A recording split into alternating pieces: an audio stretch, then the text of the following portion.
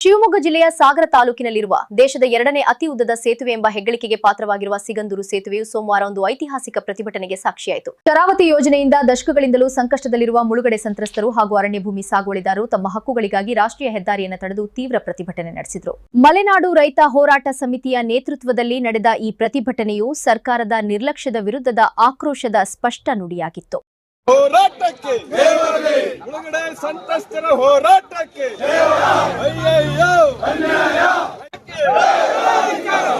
ಮಲೆನಾಡ ರೈತರ ಸಮಸ್ಯೆ ಬಗ್ಗೆ ಮಾತಾಡದ ಜನಪ್ರತಿನಿಧಿಗಳಿಗೆ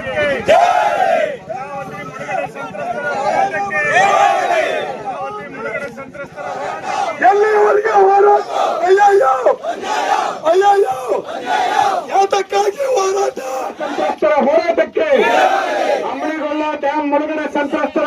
ಶರಾವತಿ ಯೋಜನೆಯು ರಾಜ್ಯದ ಅಭಿವೃದ್ಧಿಗೆ ಮಹತ್ತರ ಕೊಡುಗೆ ನೀಡಿದ್ರು. ಅದರ ಪರಿಣಾಮವಾಗಿ ಸಾವಿರಾರು ಕುಟುಂಬಗಳು ತಮ್ಮ ನೆಲೆಯನ್ನು ಕಳೆದುಕೊಂಡು ನಿರಾಶ್ರಿತರಾಗಿದ್ದಾರೆ. ತಮ್ಮ ಭೂಮಿ ಬದುಕು ಕಳೆದುಕೊಂಡ ಈ ಜನರಿಗೆ ಸೂಕ್ತ ಪರಿಹಾರ ಒದಗಿಸುವುದು ಸರ್ಕಾರದ ನೈತಿಕ ಜವಾಬ್ದಾರಿಯಾಗಿದೆ.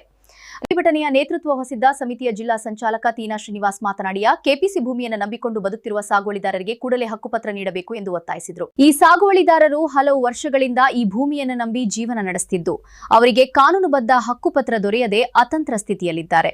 ಇದು ಕೇವಲ ಭೂಮಿಯ ಹಕ್ಕಿನ ಪ್ರಶ್ನೆಯಲ್ಲ, ಬದಲಿಗೆ ಅವರ ಬದುಕಿನ ಭದ್ರತೆಯ ಪ್ರಶ್ನೆಯಾಗಿದೆ ಎಂದು ತೀನಾ ಶ್ರೀನಿವಾಸ್ ಹೇಳಿದರು.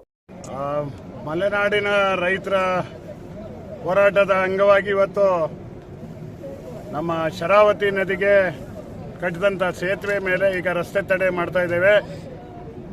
ನಮ್ಮ ಶರಾವತಿ ವಿದ್ಯುತ್ ಯೋಜನೆಗೆ ಭೂಮಿ ಕಳ್ಕೊಂಡು 65 ವರ್ಷ ಆದರೂ ಸಹ ಇನ್ನೂ ಅವ್ರ ಸಮಸ್ಯೆ ಬಗೆಹರಿಸೋದಕ್ಕೆ ರಾಜ್ಯ ಕೇಂದ್ರ ಸರ್ಕಾರಗಳು ತೀರ್ಮಾನ ಮಾಡಿಲ್ಲ. ಸುಪ್ರೀಂ ಕೋರ್ಟು ಕಳೆದ ವರ್ಷ ಡಿಸೆಂಬರ್ನಲ್ಲಿ 1 ವರ್ಷ 3 ತಿಂಗಳಾಯಿತು ಶರಾವತಿ ಮುಳುಗಡೆ ಸಂತ್ರಸ್ತರ ಸಮಸ್ಯೆಯನ್ನ ರಾಜ್ಯ ಸರ್ಕಾರ ಕೇಂದ್ರ ಸರ್ಕಾರದ ಮುಖ್ಯ ಕಾರ್ಯದರ್ಶಿಗಳು ಕೂತ್ಕೊಂಡು ಬಗೆಹರಿಸಿ ಅಂತ ಹೇಳಿದ್ರು. ಇವರು ನಿದ್ದೆ ಬಂದವರು ಹಂಗೆ ವರ್ತನೆ ಮಾಡ್ತಾ ಇದ್ದಾರೆ ಮುಖ್ಯಮಂತ್ರಿಗಳು, ಜಿಲ್ಲಾ ಉಸ್ತುವಾರಿ ಸಚಿವರು, ಶಾಸಕರು. ಅದಕ್ಕೋಸ್ಕರ ಎಚ್ಚರಿಕೆ ಕೊಡ್ತಿದ್ದೀವಿ. 15 ದಿನದಲ್ಲಿ ಶರಾವತಿ, ತುಂಗಾ, ಭದ್ರಾ ಮತ್ತೆ ಅಮಳಿಗಳ ಡ್ಯಾಮು, ಚಕ್ರ, ವರಾಯಿ, ಸಾವೆಹಕ್ಲು ಮತ್ತೆ ಈ ಕೆಪಿಸಿ ಭೂಮಿಯಲ್ಲಿ ಸಾಗುವಳಿ ಮಾಡಿರೋರು, ಅರಣ್ಯ ಭೂಮಿ ಸಾಗುವಳಿದಾರರ ಸಮಸ್ಯೆಯನ್ನು 15 ದಿನದಲ್ಲಿ ಬಗೆಹರಿಸ್ತಾ ಇದ್ರೆ ಜಿಲ್ಲಾಧಿಕಾರಿ ಕಚೇರಿಗೆ ಬೀಗ ಹಾಕಂತ ಕಾರ್ಯಕ್ರಮ ಮತ್ತೆ ಉಸ್ತುವಾರಿ ಸಚಿವರು ಶಾಸಕರ ಕಚೇರಿ ಎದುರು ಬೀಗ ಹಾಕ ಕಾರ್ಯಕ್ರಮ ಮಾಡಬೇಕಾಗುತ್ತೆ ಅಂತ ಎಚ್ಚರಿಕೆ ಕೊಡ್ತಾ ಇದ್ದಾರೆ. ಪ್ರತಿಭಟನೆಯಲ್ಲಿ ಪಾಲ್ಗೊಂಡಿದ್ದ ಪರಮಪೂಜ್ಯ ಶ್ರೀ ಶ್ರೀ ಶಿವನಾಗಪಾತ್ ಅವಧೂತ ಮಹಾರಾಜ್ ಸಮಿತಿಯ ಕಾನೂನು ಸಲಹೆಗಾರ ಎಚ್.ಪಿ. ಕುಮಾರಸ್ವಾಮಿ ಹಾಗೂ ಯುವ ಮುಖಂಡ ಪ್ರಶಾಂತ್ ಕೆಎಸ್ ಮಾತನಾಡಿ, ಸರ್ಕಾರವು ಈ ಸಮಸ್ಯೆಗಳನ್ನು ಗಂಭೀರವಾಗಿ ಪರಿಗಣಿಸಿ ತಕ್ಷಣದ ಮತ್ತು ಶಾಶ್ವತ ಪರಿಹಾರಗಳನ್ನು ಒದಗಿಸಬೇಕು. ಇಲ್ಲವಾದಲ್ಲಿ ಮುಂದಿನ ಹಂತದಲ್ಲಿ ಜಿಲ್ಲಾಧಿಕಾರಿಗಳ ಕಚೇರಿ ಹಾಗೂ ಸಚಿವರ ಕಚೇರಿಗಳಿಗೆ ಮುತ್ತಿಗೆ ಹಾಕುವ ಮೂಲಕ ಹೋರಾಟವನ್ನು ಮತ್ತಷ್ಟು ತೀವ್ರಗೊಳಿಸಲಾಗುವುದು ಎಂದು ಎಚ್ಚರಿಕೆ ನೀಡಿದರು. ಮಲೆನಾಡು ರೈತರ ಹೋರಾಟ ಸಮಿತಿ ಶರಾವತಿ ಮುಳುಗಡೆ ಸಂತ್ರಸ್ತರು ಹಾಗೂ ಅರಣ್ಯ ಭೂಮಿ ಸಾಗುವಳಿದಾರರ ಬೇಡಿಕೆ ಈಡೇರಿಕೆ ಒಂದು ರೈತರದು ಹೋರಾಟ ಇದೆ. ಬಹಳ ಒಂದು ಬೇಸರದ ಸಂಗತಿ ಏನಂತಂದ್ರೆ, ಈ ನಮ್ಮ ಮಲೆನಾಡಕ್ಕೆ ಎಲ್ಲಾ ಕಡೆ ಭಾಗದಿಂದಲೂ ಕೂಡ ಒಂದರ ಕಗ್ಗಣ್ಣು ಇದ್ದೇ ಇರುತ್ತೆ. ರೈತರಿಗೆ ನೆಮ್ಮದಿಗಳೇ ಇಲ್ಲ. ಹೋರಾಟ ಏನು ಅಂತ ಅನ್ನೋದಾದ್ರೆ ರೈತರ ಪರವಾಗಿ ಅನ್ನದಾತ ಸುಖಿ ಭವ ಅಂತ ಹೇಗೆ ಹೇಳ್ತೀವೋ, ಅನ್ನ ಕೊಡುವಂತಹ ರೈತ ಇವತ್ತು ಸುಖವಾಗಿಲ್ಲ, ವಿಷ ತಗೊಳ್ಳುವಂತ ಸಂದರ್ಭಗಳು ಬಂದಿದೆ. ಹಾಗಾಗಿ ನಮ್ಮ ತಂದೆಯೂ ಕೂಡ ಒಬ್ಬ ರೈತ, ನಾವೆಲ್ಲ ರೈತರ ಮಕ್ಕಳು. ನಾವುಗಳು ಈ ಹೋರಾಟಕ್ಕೆ ನಿಲ್ಲಬೇಕು. ಯಾಕೆ ಅಂತ ಅನ್ನೋದಾದ್ರೆ, ಈ ರೈತರ ಈ ಕಷ್ಟಗಳು ಇವತ್ತಿನದಲ್ಲ, 65 ವರ್ಷಗಳಿಂದಲೂ ಕೂಡ ಇದು ಆಗ್ತಾನೆ ಬಂದಿದೆ. ಯಾವಾಗ ಪರಿಹಾರ? ಯಾವಾಗ? ಇನ್ನು ನಾಚಿಕೆ ಆಗಲ್ವಾ? ಈ ಸರ್ಕಾರಕ್ಕೆ ನಾಚಿಕೆ ಆಗ್ತಾ ಇಲ್ವಾ? ಆದಷ್ಟು ಬೇಗ ಈ ಪರಿಹಾರವನ್ನ ಮಾಡಿಕೊಟ್ಟು ರೈತರದ್ದು ಏನಿದೆಯಲ್ಲ ಅವರ ಜಾಗವನ್ನ ಕೇಳ್ತಾ ಇದ್ದಾರೆ, ನಿಮ್ಮ ಜಾಗನ ಕೇಳ್ತಾ ಇಲ್ಲ. 40-50 ವರ್ಷದಿಂದ ಗದ್ದೆಗಳನ್ನ ಹಕ್ಕಳನ್ನ ಮಾಡ್ಕೊಂಡು ಬಂದು ಈಗ ನೀವು ಅವರನ್ನ ಕಿತ್ಕೊಳ್ತಾ ಇದ್ದೀರಿ ಅನ್ನೋದಾದ್ರೆ ಮತ್ತೆ ಅವರೆಲ್ಲ ಎಲ್ಲನ್ನ ತಿನ್ಬೇಕು, ಅವರೆಲ್ಲ ಎಲ್ಲಿ ಹೋಗ್ಬೇಕು? ನಾನು ಸರ್ಕಾರಕ್ಕೆ ಒಂದು ಮನವಿ ಮಾಡ್ಕೊಳ್ತೀನಿ.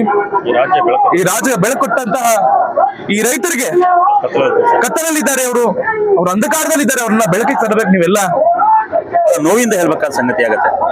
ಒಂದು ಹಿರಿಯರೊಂದು ಮಾತು ಹೇಳ್ತಾರೆ, ರೈತನ ಕೈಗೆ ಅಂಟಿದ ಮಣ್ಣು, ಸೈನಿಕ ಕೈಗೆ ಅಂಟಿದ ರಕ್ತ, ಶಿಕ್ಷಕನ ಕೈಗೆ ಅಂಟಿದ ಬಳಪದ ಧೂಳು ಈ ದೇಶದ ಭವಿಷ್ಯವನ್ನೇ ಬದಲಾಯಿಸಬಹುದು ಅಂತ ಹೇಳ್ತಾರೆ. ಆಯ್ತಾ? ಹಾಗೆ ಈ ರೈತರಿಗೆ ಇರ್ತಕ್ಕಂಥ ಸಮಸ್ಯೆ ನೋಡಿ, ಇವತ್ತು ಇಡೀ ರಾಜ್ಯಕ್ಕೆ ಬೆಳಕು ಕೊಟ್ಟಿರ್ತಕ್ಕಂಥ ಜನ ಇವರು. ಕಳೆದ 80 ವರ್ಷಗಳಾಗಿರ್ಬೋದು. ಇವತ್ತು ಈ ರಾಜ್ಯದಲ್ಲಿ ಈ ಜಿಲ್ಲೆಯಿಂದ ಎಷ್ಟೋ ಜನ ಮುಖ್ಯಮಂತ್ರಿಗಳಾಗಿ ಹೋಗಿದ್ದಾರೆ, ಮಂತ್ರಿಗಳಾಗಿದ್ದಾರೆ, ಅಧಿಕಾರಿಗಳನ್ನ ಅನುಭವಿಸಿದ್ದಾರೆ. ಕೇವಲ ರೈತರನ್ನ ಮತ್ತು ಕತ್ತಲಲ್ಲೇ ಇಟ್ಟಿದ್ದಾರೆ. ಈ ಕೆಲಸಗಳು ಮುಂದಿನ ದಿನಗಳಲ್ಲಿ ಆಗಬಾರದು. ಇವತ್ತೇನು ಈ ಹೋರಾಟ ಇದು ಮೊದಲ ಹೆಜ್ಜೆ. ಇನ್ನು ಮುಂದಿನ ಹೋರಾಟ ಇವತ್ತೇನು ರೈತರು, ಇದೇ ಜಿಲ್ಲೆಯ ರೈತರು ರಾಜ್ಯಕ್ಕೆ ಬೆಳಕು ಕೊಟ್ಟಿದ್ದು ಅವರನ್ನ ಕತ್ತಲೆ ಕೂರಿಸಿ ಇಡೀ ರಾಜ್ಯನೇ ಕತ್ತಲಲ್ಲಿ ಕೂರಿಸ್ತಕ್ಕಂತ ಮಹತ್ವದ ಹೋರಾಟ ಮುಂದಿನ ದಿನಗಳಲ್ಲಿ ಆಗ್ತದೆ. ಇವತ್ತು ಕೇವಲ AC ಆಫೀಸು DC ಆಫೀಸಿಗೆ ಮೀಸಲಾಗಿರ್ತಕ್ಕಂಥ ಹೋರಾಟ ಅಲ್ಲ ಇದು. ಮುಂದೊಂದು ದಿನ ವಿಧಾನಸೌಧಕ್ಕೆ ಬೀಗ ಹಾಕುವಂತ ಹೋರಾಟ ಹಾಗೆ ಆಗ್ತದೆ, ಮುಂದಿನ ದಿನಗಳಾಗುತ್ತೆ. ಅಲ್ಲಿವರೆಗೂ ದಯವಿಟ್ಟು ಸರ್ಕಾರದ ಪ್ರತಿನಿಧಿಗಳೇ, ಮುಖ್ಯಮಂತ್ರಿಗಳೇ, ಅರಣ್ಯ ಇಲಾಖೆಯ ಪ್ರಮುಖರೇ ರೈತರ ಸಮಸ್ಯೆಗಳನ್ನ ಅರ್ದು ಕೂಡಲೇ ರೈತರ ಸಮಸ್ಯೆಗಳನ್ನ ಬಗೆಹರಿಸುವ ಪ್ರಯತ್ನದಲ್ಲಿ ಎಲ್ಲರೂ ಭಾಗವಹಿಸಿ ರೈತರಿಗೆ ಒಂದು ನೆಮ್ಮದಿ ಜೀವನ ಕೊಡಿ. ಅನ್ನದಾತ ಸುಖಿ ಭವ ಎಲ್ಲಿದ್ದಾನೆ? ರೈತರೇ ಈ ದೇಶದ ಬೆನ್ನೆಲುಬು ಅಂತಾರೆ. ಇವತ್ತು ರೈತರ ಬೆನ್ನೆಲುಬು ಮುರಿಯತಕ್ಕಂತ ಕೆಲಸನ ಎಲ್ಲ ರಾಜಕಾರಣಿಗಳು ಮಾಡ್ತಾ ಇದ್ದಾರೆ, ಎಲ್ಲ ರಾಜಕೀಯ ಪಕ್ಷಗಳು ಮಾಡ್ತಾ ಇದ್ದಾವೆ. ಇದಾಗಬಾರ್ದು. ರೈತನೇ ಬೆನ್ನೆಲುಬು ಅಂತ ಹೇಳುದಾದ್ರೆ ಆ ದೇಶ, ಆ ನಾಣ್ಣುಡಿ ಸತ್ಯ ಆಗ್ಬೇಕಂದ್ರೆ ರೈತರಿಗೆ ನ್ಯಾಯ ಸಿಗಬೇಕು. ರೈತರಿಗೆ ನೀವು ಬೆನ್ನೆಲುಬು ಅದಾಗದೆ ಕೂಡಲೇ ಈ ರೈತರ ಸಮಸ್ಯೆ ಬಗೆಹಬೇಕು. ಇವತ್ತು ಈ ದೇಶದ ಎಲ್ಲಾ ರಾಜ್ಯಗಳಲ್ಲೂ ರೈತರ ಸಮಸ್ಯೆಗಳು ಬಗೆಹರಿದೆ.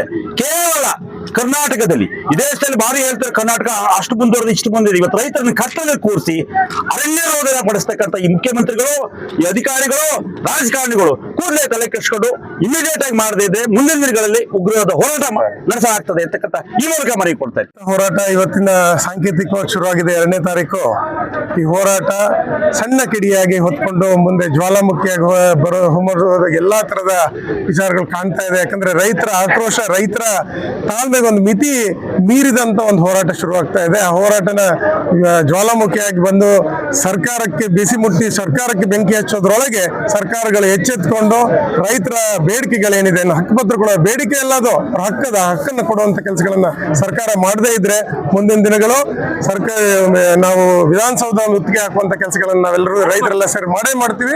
ಆ ನಿಟ್ಟಿನಲ್ಲಿ ಈ ಮೂಲಕ ಎಚ್ಚರಿಕೆ ಕೂಡ ಕೊಡ್ತಾ ಇದೀವಿ ಸರ್ಕಾರಕ್ಕೆ. ಅದೇ ಕಾರಣಕ್ಕೂ ಸರ್ಕಾರ ಏನು 1959ರ ಬೇಡಿಕೆ ಇದೆ, 59ರಿಂದ ಅವ್ರನ್ನೇನು ಶಿಫ್ಟ್ ಮಾಡಿದ್ದಾರೆ ಅಲ್ಲಿಂದ ಇಲ್ಲಿ ತನಕ ಹೆಚ್ಚು ಕಮ್ಮಿ 70-75 ವರ್ಷ ಆಗ್ತಾ ಬಂತು. ಇನ್ನೂ ಕೂಡ ಸರ್ಕಾರಗಳು ಅವ್ರಿಗೊಂದು ಪೂರ್ಣ ಪ್ರಮಾಣದ ಹಕ್ಕುಪತ್ರ ಕೊಟ್ಟು ಅವರ ತ್ಯಾಗಕ್ಕೆ, ಯಾಕಂದ್ರೆ ಅವರ ತ್ಯಾಗ ಮಾಡಿದ್ರಿಂದನೇ ಇವತ್ತು ಕರ್ನಾಟಕ ಬೆಳಕು ಕಾಣ್ತಾ ಇದೆ. ಇಲ್ಲಾಂದ್ರೆ ಬೆಳಕಲ್ಲಿ ಕಾಣ್ತಾ ಇತ್ತು. ಅವ್ರು ಕೊಡುವಂತ ಕೆಲಸಗಳನ್ನು ಸರ್ಕಾರ ಮಾಡಬೇಕು. ಆ ಕೆಲಸ ಮಾಡದೇ ಇದ್ರೆ ಮುಂದಿನ ದಿನಗಳಲ್ಲಿ ಯಾವುದೇ ತರದ ಹೋರಾಟ ಆಗಿರ್ಬೋದು, ಅದು ಉಪವಾಸ ಹೋರಾಟ ಆಗಿರ್ಬೋದು ಅಥವಾ ಉಗ್ರ ಹೋರಾಟದಲ್ಲಿ ಬೇರೆ ರೀತಿಯಲ್ಲಿ ಕೆಲವೊಂದ್ಸರಿ ದಂಡಂ ದಶಗಳ ಹೋರಾಟನೂ ನಡಿಬೇಕಾಗ್ತದೆ. ಆ ರೀತಿ ಮಾಡಲಿಕ್ಕೂ ಕೂಡ ನಾವೆಲ್ಲರೂ ಕೂಡ ಸಿದ್ಧ ಇದ್ವಿ. ರೈತರು ಕೂಡ ಈ ರೀತಿ ಈ ಹೋರಾಟಕ್ಕೆ ಪಣ ತೊಟ್ಟಿದ್ದಾರೆ ಅಂತ ಈ ಮೂಲಕ ಹೇಳ್ತಾ ಸರ್ಕಾರಕ್ಕೆ ಎಚ್ಚರಿಕೆಯನ್ನು ಕೊಡ್ತೀವಿ. ಈ ಪ್ರತಿಭಟನೆಯಲ್ಲಿ ಪರಶುರಾಮ್ ಬಿಲಿಸಿರಿ, ಚೌಡಪ್ಪ, ಕುಶಾಲ್, ಚಂದ್ರಶೇಖರ್ ಸುರಗುಪ್ಪೆ, ಆನಂದ್ ಬಿಲಿಸಿರಿ, ಲಿಂಗರಾಜ ರೋಡಿ, ಕುಗ್ವೆ ರವಿ, ದುಗುರ ಪರಮೇಶ್ವರ, ಯುವರಾಜ್ ಮಡಸೂರ್, ಬೇಸೂರು ಇಂದುದರ್ ಗೌಡ, ಅಣ್ಣಪ್ಪ ಏರೆಕೊಪ್ಪ, ಹಿರಣ್ಣ ಪಡುಗೋಡು ಸೇರಿದಂತೆ ಅನೇಕ ರೈತ ಮುಖಂಡರು ಮತ್ತು ಸಾರ್ವಜನಿಕರು ಭಾಗವಹಿಸಿದ್ರು. ಈಗಲಾದರೂ ದಶಕಗಳ ಮುಳುಗಡೆ ಸಂತ್ರಸ್ತರ ಹಾಗೂ ಅರಣ್ಯ ಭೂಮಿ ಸಾಗುವಳಿದಾರರ ಸಮಸ್ಯೆಗಳಿಗೆ ರಾಜ್ಯ ಸರ್ಕಾರ ಪರಿಹಾರ ನೀಡುತ್ತಾ ಎಂದು ಕಾದು ನೋಡಬೇಕಾಗಿದೆ. ಸ್ಥಳೀಯ ಸೇರಿದಂತೆ ಜಿಲ್ಲಾ ಹಾಗೂ ರಾಜ್ಯದ ವಿವಿಧ ಸುದ್ದಿಗಳನ್ನು ನೋಡಲು ತಂತ್ರಜ್ಞಾನದೊಂದಿಗೆ ಡಿಜಿಟಲ್ ಮೀಡಿಯಾದಲ್ಲಿ ಮುಂದೆ ಸಾಗ್ತಿರುವ ಜಮೀಲ್ ಸಾಗರ್ ಅವರ ಸಾರಥ್ಯದ ಸುದ್ದಿ ಮನೆ ಡಿಜಿಟಲ್ ಮೀಡಿಯಾ ಸಬ್ಸ್ಕ್ರೈಬ್ ಮಾಡಿ.